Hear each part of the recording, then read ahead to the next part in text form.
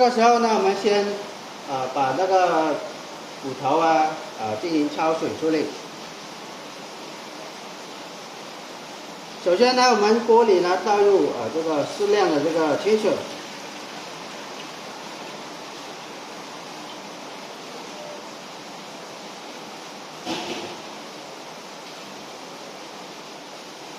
接着呢，把我们刚刚准备好的这个骨头全部倒进去。这个鸭腿，这个是鸭肉，一个鸡腿，大葱，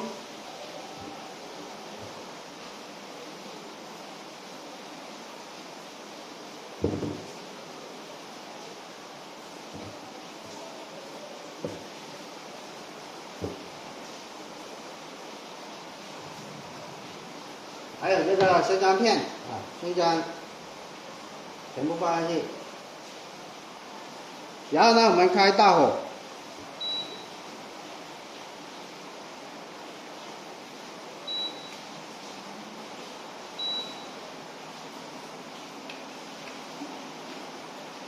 再倒入我们的高度白酒呢，倒入这个10克的这个高度白酒。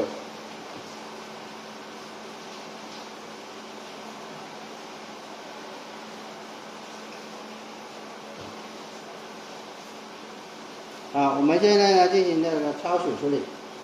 我们在焯水的过程中呢，它会有一些这个浮沫飘出来我们要把它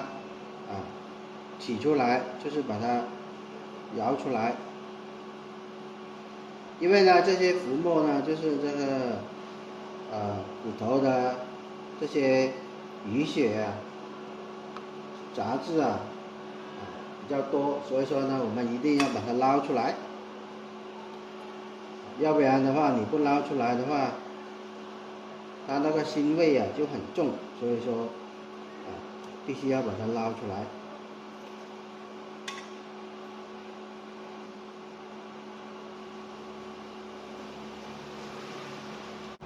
我们焯水的时候呢，那个时间呢，看这个材料的这个大小来定。一般的话，焯水过程呢，就是这个水开之后呢，一般呢我们焯10到15分钟就可以了。如果是那个骨头比较大那个鸭肉鸡肉比较大的情况下，那我们可以稍微的时间焯长一点都没有问题。主要呢就是把它那个淤血之类的把它焯出来就可以了。好，经过15分钟的这个熬煮焯水，现在我们呢这个已经是焯好了现在我们把这个火关掉。关掉之后呢，我们这个骨头全部呢把它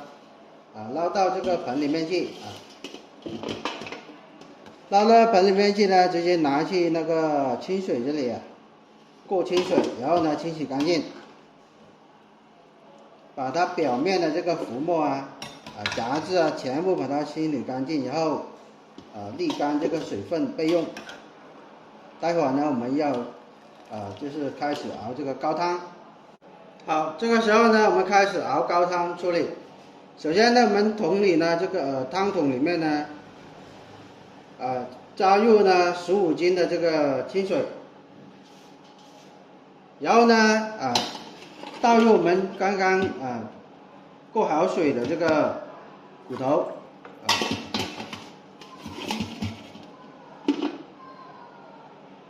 咱们呢全部把它倒进去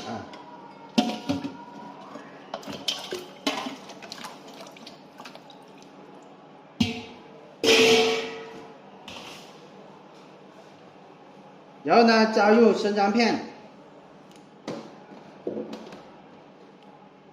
大葱、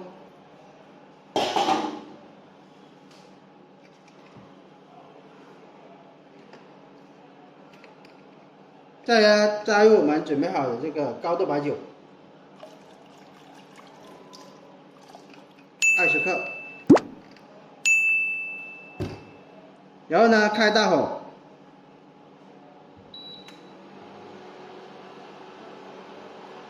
开大火把这个水烧开之后呢，